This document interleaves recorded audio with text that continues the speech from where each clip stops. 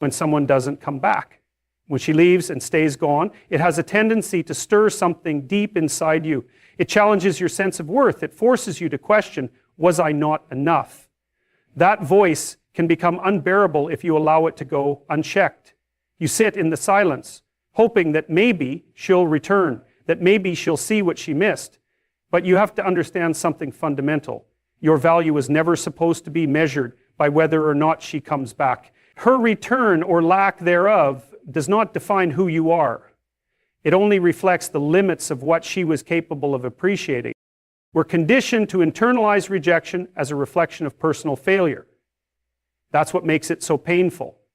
If she doesn't come back, you assume it must be because you lacked something, some trait, some behavior, some quality that would have been enough to hold her. But what if that assumption is entirely wrong? What if it wasn't about what you lacked, but about what she couldn't handle? Some people are simply not built to handle depth. They're not equipped for emotional honesty, for true intimacy, for the kind of vulnerability that love requires. When they face it, they run. And when you chase them, thinking that you're going to prove your worth, all you do is shrink yourself to meet them where they fell short. This is where self-respect becomes non-negotiable. The moment she chose not to return, the moment she decided that walking away was easier than working through it, that was the moment you were handed clarity. Painful clarity, yes, but clarity nonetheless. And the mistake many men make is that they take that moment and turn it inward, letting it rot into shame. But there's no shame in being abandoned by someone who was never ready for you in the first place. There is only strength in recognizing it and then choosing not to abandon yourself in the process. You don't need someone's validation to prove you're worthy. It's a dangerous lie we often tell ourselves, that love, in order to be real, must be returned. But love is not always reciprocal, and that doesn't mean it wasn't real on your end. It simply means you were ready for a kind of relationship she was unwilling or unable to offer. And when you stop tying your value to whether she comes back, that's when you take the power back. Because if she stays gone and you still rise, you've proven something far more important than anything her return could have validated, that you are capable of standing tall on your own. The truth is, some people leave because they expect you to fall apart without them. It's not even malicious in all cases. It's just how they operate. They expect that their absence will leave you begging, chasing, questioning. And when you do those things, you reinforce the very dynamic they assumed you would. But when you don't, when you keep moving, when you heal instead of hope, that silence becomes deafening. Your refusal to crumble without her presence becomes a mirror she may not be ready to look into. And that's not about revenge. This isn't about playing games. It's about setting the record straight with yourself. If you constantly need someone to return in order to feel valuable, then your self-worth will forever be held hostage by people who never had the capacity to see you clearly in the first place. But if you detach your identity from their decisions, you begin to realize that value isn't proven by being chosen. It's lived out in how you carry yourself after not being chosen. Because there's dignity in staying solid while others drift. There's strength in not reaching out just to soothe your ego. And there's wisdom in realizing that if she couldn't see your worth while you were present, her coming back wouldn't change that. It would only delay the inevitable repetition of the same cycle. You have to ask yourself, why would I want someone back who didn't want to stay the first time? What does that say about how I view myself? The answer to that question determines the trajectory of your healing. If the answer is, because I still need her to validate me, then you're still bleeding from the wound. But if the answer becomes, I don't need her to return because I now see what she never could, then you're not just healing, you're transforming. Don't chase ghosts. Don't wait for someone to finally decide you're worthy of love. That should have been given freely. And don't let silence make you forget your value. The truth is, you were always enough. You were just too much for someone who was never ready for depth. And her absence is not proof of your inadequacy. It's just proof of her limits. So when she doesn't come back, let her absence remind you, not of your pain, but of your power. When someone chooses to walk away without looking back, especially in silence, it reveals something essential about who they are and what they value. You might be tempted to believe that their silence means indifference, or worse, that you didn't matter. But silence, especially in the aftermath of shared connection, is never neutral. It speaks volumes. And what it often says is that the person walking away isn't prepared to take responsibility for the weight of what they left behind. But the one who leaves in silence has made a choice, a very deliberate one. They've decided that protecting their own comfort, their own narrative, is more important than facing the discomfort of accountability. That's not strength, that's avoidance. And if you're the one left behind, trying to interpret that silence, you're left with an ache that can distort your sense of reality if you let it. You start filling in the blanks with self-blame, inventing reasons why you must have deserved abandonment. That's the trap. That's where you lose yourself. But here's the deeper truth. Someone who disappears when things get hard, someone who chooses silence over communication, escape over effort, is revealing that their commitment was conditional, that it was tied not to the mutual journey, but to how easy or validating the relationship felt for them. And when things got real, when conflict required maturity, when emotional honesty demanded effort, they opted out. They left, not because you weren't worth it, but because they weren't ready to confront their own emotional limitation. The danger here is that if you're not careful, you'll turn their exit into your blueprint for how you see yourself. You'll internalize their actions as a statement about your worth. You'll think, if she didn't come back, maybe I wasn't enough to fight for. But people don't leave because you're not worth fighting for. They leave because they weren't willing to fight in the first place. There's a difference between being left and being unworthy. Don't confuse the two. It's incredibly painful when someone you opened yourself up to, someone who saw your vulnerability, your flaws, your efforts, walks away without explanation.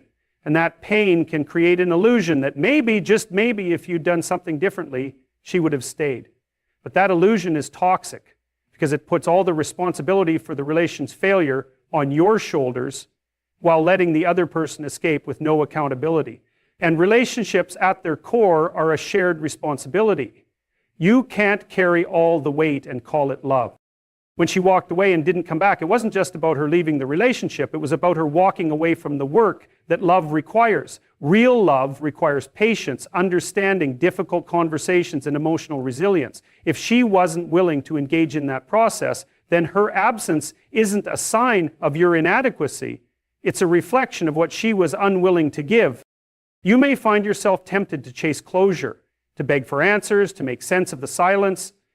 But closure isn't about getting a reason from someone else. It's about choosing to believe that someone's absence is an answer in itself. It tells you what they prioritized. It tells you how much discomfort they were willing to endure for the sake of something meaningful. And if the answer is none, then you've learned all you need to know. What's crucial here is not just accepting that she left, but understanding what that choice actually represents. It represents her threshold for intimacy. It reveals her tolerance for conflict and her courage in the face of emotional challenge.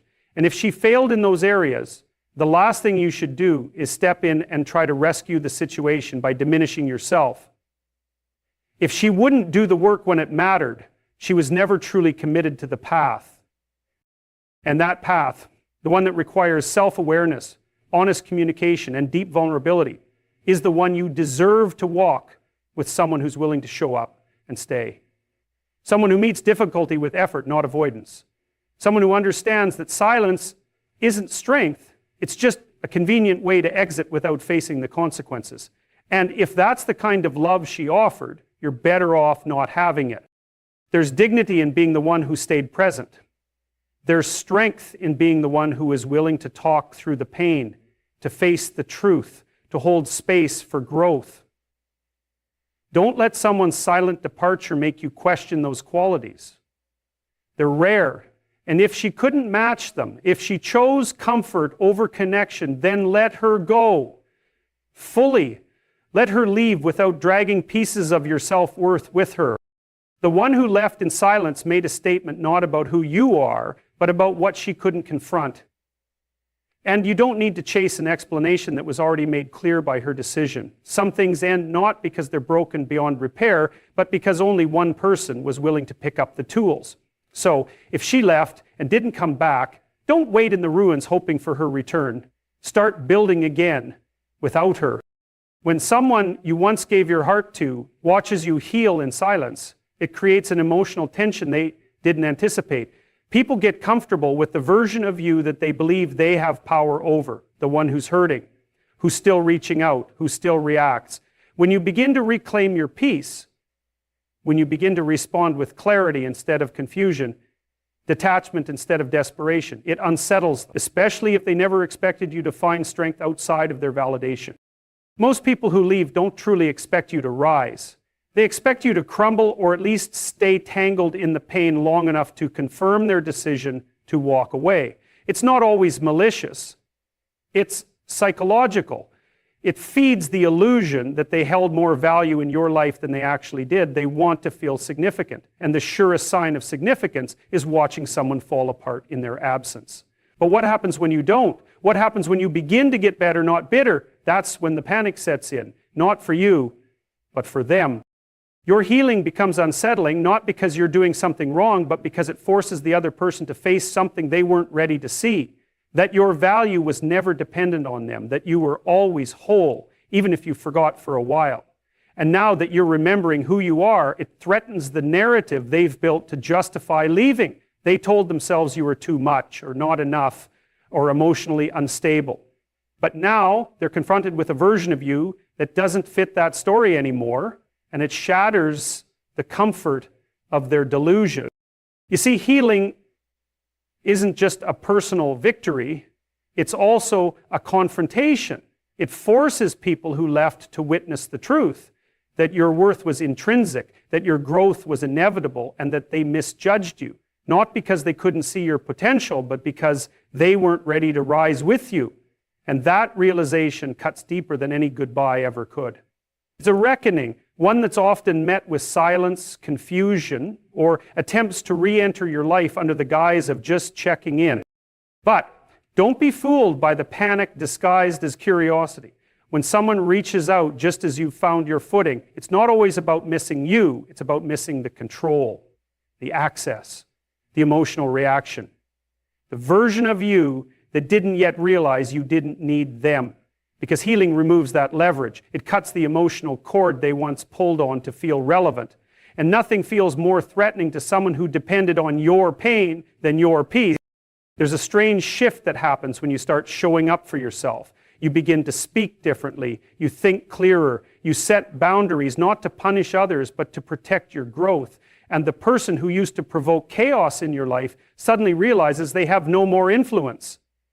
That realization isn't neutral. It breeds anxiety, not because they suddenly care more deeply, but because the power dynamic has collapsed. What once gave them a sense of importance no longer exists, and now they're the one left wondering what changed. What changed is you. You stopped looking for closure in places that only offered confusion. You stopped interpreting their mixed signals as signs of hope. You started recognizing that healing isn't about proving your worth to someone else. It's about finally seeing it yourself. And when you do, you create emotional distance that no apology or half-hearted message can bridge. You're no longer available for their unfinished business. You're focused on your own transformation. This is why she panics. Because she thought you'd be stuck. She thought you'd stay emotionally attached, replaying memories and holding on to what-ifs. But now you're building new narratives, ones where you're the protagonist, not the victim. And in doing so, you highlight everything she refused to become: honest, accountable, emotionally mature. That contrast doesn't just sting, it terrifies her. Because it proves that you lose her. She lost you. And what she lost wasn't just a person, it was a future. A connection that could have grown into something remarkable if she had chosen to stay and evolve with you. But that's not your burden to carry. Her regret is not your responsibility. And her panic, that's not your signal to slow down or look back. It's just an echo of her own choices finally catching up with her. The beauty of healing is that it makes peace with the past without needing permission. It allows you to walk forward with integrity, even if those who left never acknowledged the cost of their absence. And as you continue that walk, understand that the panic she feels now is the consequence of her own short-sightedness, not a reflection of your worth. So when she panics at the sight of your peace, let her, you've earned it. One of the most powerful and confusing things you'll ever experience after a painful separation is the moment you stop chasing answers and start living them. You stop obsessing over what went wrong. You stop replaying every conversation. You stop waiting for the apology that never came or the closure you once thought you needed. And in that stillness, you realize something unexpected. Your clarity becomes her discomfort. Your silence becomes her chaos. And not because you've done anything to provoke her, but because your healing reveals her avoidance.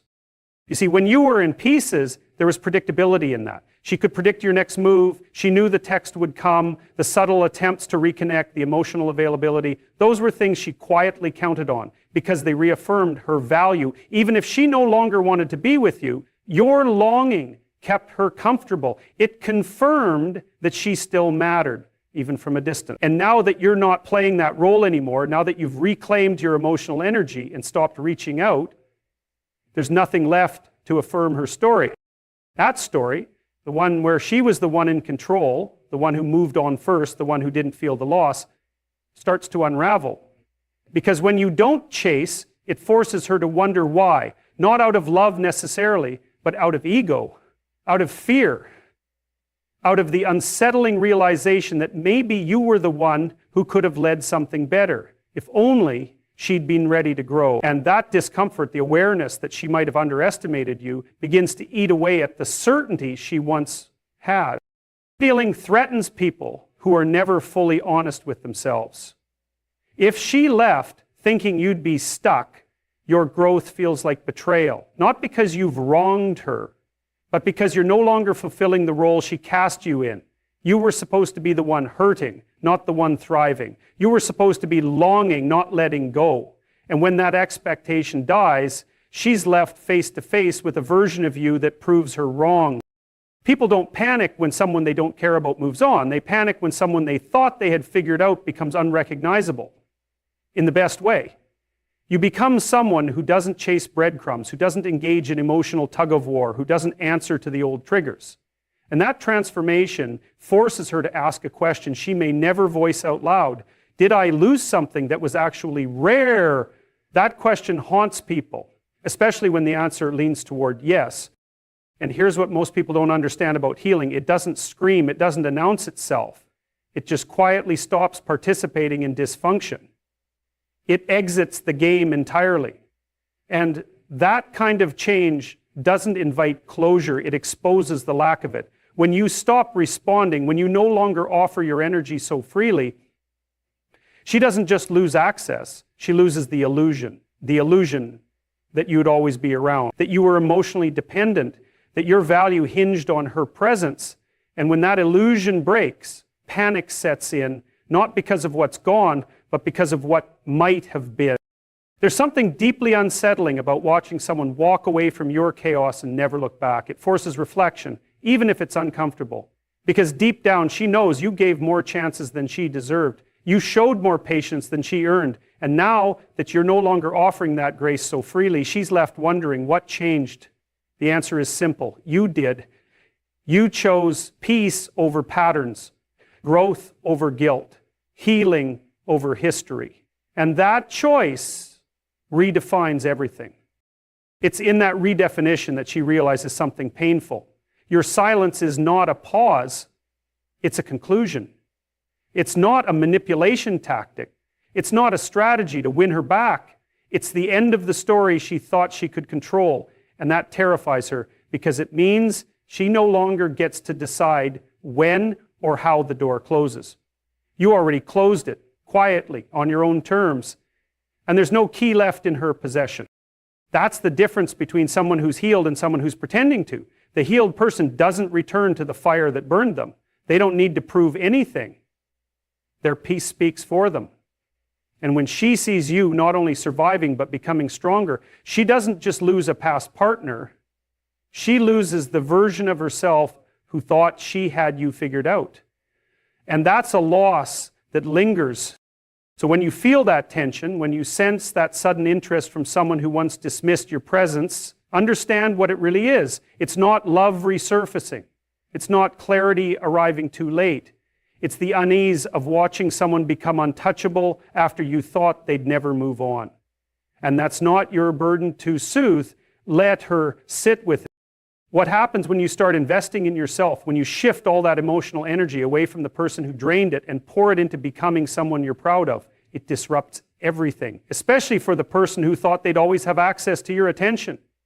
When you start building, improving, climbing, even in quiet ways, it sends a message, not through words, not through confrontation, but through transformation. And the truth is, transformation can be a confrontation all by itself, one that forces the other person to come face to face with what they lost. Most people think healing is about forgetting, but it's not. Healing is about remembering everything clearly and choosing differently. You remember how you were treated, how often you ignored your own needs to accommodate theirs. You remember how they dismissed your feelings, made light of your boundaries, treated your loyalty like a given instead of a gift. But instead of holding on to that memory like a wound, you use it as a lesson you learn. And in learning, you grow. And in growing, you evolve into someone they no longer recognize, and that scares them. Because here's what you have to understand. People who benefited from the broken version of you will be uncomfortable with the healed version. The version of you that doesn't entertain disrespect. The version of you that doesn't beg, doesn't chase, doesn't explain your worth to people who were never listening. When you start honoring your own time, energy, and peace, you remove the fuel they once fed on. You no longer exist as a mirror for their ego. And that void you leave behind, it echoes loudly. Suddenly, they find themselves watching you from a distance, sometimes directly, sometimes through mutual connections, sometimes just through the haunting realization that you're not where they left you. You're not in the same emotional space, not waiting in the same place of pain. You've outgrown the dynamic. And they don't know how to respond to that, because nothing threatens the fragile sense of control more than someone who no longer needs anything from you. Not closure, not attention, not validation. And what truly stings is this. When they see you pour your focus into your craft, your body, your goals, your relationships with people who treat you with mutual respect, it becomes clear that you weren't broken. You were burdened. You were never weak. You were loyal. And the moment you removed that loyalty, the illusion of superiority collapsed. Because it was never about you being less than. It was about you being too much for someone who didn't want to grow. When you start healing, it's not just about what you gain, it's also about what they start to lose. They lose the comfort of being the one who got away. They lose the narrative they told themselves, that you were somehow dependent on them, that they were irreplaceable. And they lose the safety of knowing you'd always be available. That availability is what they really mourn, not the love, not the connection, but the access. And once that access is gone, they're left wondering how they ever let it slip through their fingers. There's an intensity in watching someone you took for granted become untouchable. It's not always about wanting them back. Often, it's about wanting back the version of yourself that had power over someone else. And when that power is gone, when that person no longer reacts, no longer responds, no longer plays the role you assigned them, that's when the panic sets in, because suddenly you're not just someone who left, you're someone who healed beyond their reach. But that kind of healing doesn't need to shout. It just quietly distances itself. It builds silently. And in doing so, it becomes undeniable. There's a weight in that silence that words could never carry. It's the kind of silence that forces reflection, not just on what was, but on what will never be again. And sometimes that's the most unsettling part, not losing the person, but realizing they've become someone better without you.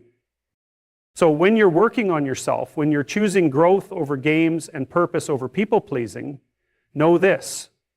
They feel it.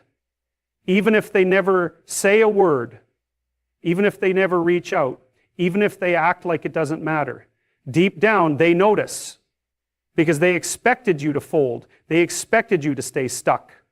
And instead, you evolved. And now they're left to sit with the realization that the very thing they discarded has become something they can no longer afford to ignore. Your peace is not a performance. Your growth isn't a message for anyone else. But make no mistake, its impact is felt.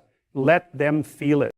One of the most misunderstood moments in the aftermath of a relationship isn't when the other person leaves or when the silence grows. It's when you finally begin to step fully into yourself, when your healing becomes undeniable, and suddenly the very person who once held your heart starts to panic. It's not because they missed you in the romantic sense. It's because they never expected to see you whole again. They never believed you'd be able to reclaim your power and your peace without them. And this panic, they may not admit it, they may hide it behind indifference or anger, but it's very real. It's the quiet recognition that the dynamic has shifted and they're no longer the center of your emotional universe. You see, for a long time, your pain might have been a kind of anchor for both of you. It was a way to keep the story going, to keep the connection alive, even if it was painful and toxic. They relied on your hurt to validate their own choices, to avoid the responsibility of change, to maintain their control. But healing is a rupture of that system. When you start to heal, when you begin to untangle yourself from the emotional chaos, you take away the foundation that held them in place. Without that foundation, they have no choice but to confront what's left, a version of you that no longer needs them. This shift causes a panic, not because they regret losing you as a person, but because they lose the role they played in your story. For them, it's not just about the relationship ending, it's about the loss of control, the loss of certainty. When you were hurting, they could predict your behavior. They could navigate the emotional terrain with ease because it was familiar. But now, with your healing, the terrain is unknown, unpredictable, and it unsettles them. They don't know how to interact with you anymore because the old scripts no longer apply. What's more, this panic often manifests in ways that seem confusing or even hurtful to you. You might notice sudden attempts to reach out, vague messages, or even coldness masked as indifference. These are not signs of genuine care or affection. Rather, they are attempts to regain some semblance of the influence they once held. It's a defensive response to the realization that you've moved beyond their grasp. And this reaction, as uncomfortable as it feels, is a sign of the power you've reclaimed. The deeper truth is that healing threatens those who benefited from your pain. Your growth exposes their complacency and forces them to face their own shortcomings. It reveals that they were never indispensable to your happiness, only to your suffering. And when you step into your own light, it throws their shadows into stark relief. This causes them to panic because the illusion of permanence shatters. They thought they had more time, more influence, and suddenly that certainty evaporates. But here's the most important thing to remember. Their panic is not your problem. It's a reflection of their own inability to grow, to confront their mistakes, or to accept that you're no longer the person who will stay stuck in pain for their sake. Your healing is your responsibility, to yourself first and foremost, not a weapon or a test for them. When you heal, you are not obligated to soothe their discomfort or explain your boundaries. Your peace is not negotiable. At the same time, this panic can be a powerful mirror for you. It shows you how far you've come. It confirms that the work you've done to reclaim your worth, your voice, and your happiness is real and visible, even to those who once ignored or diminished it. Their panic is proof that you are no longer available to old patterns, old wounds, or old expectations. It's evidence that your transformation is not just internal, it's evident in the way the world responds to you. In this process, it's crucial to hold firm to your own growth. Resist the temptation to return to old dynamics out of guilt, fear, or a desire to ease their panic.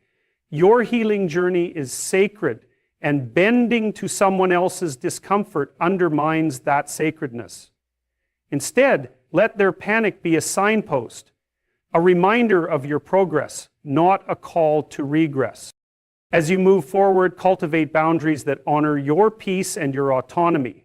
Learn to recognize the difference between genuine connection and panic-driven attempts at control.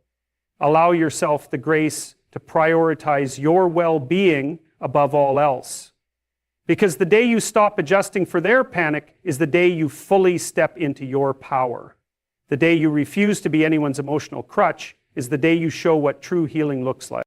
And so when the panic comes, whether in silence or in sudden bursts of confusion, know that it's not about you losing something, but about them realizing what they never truly had. Your healing is your victory.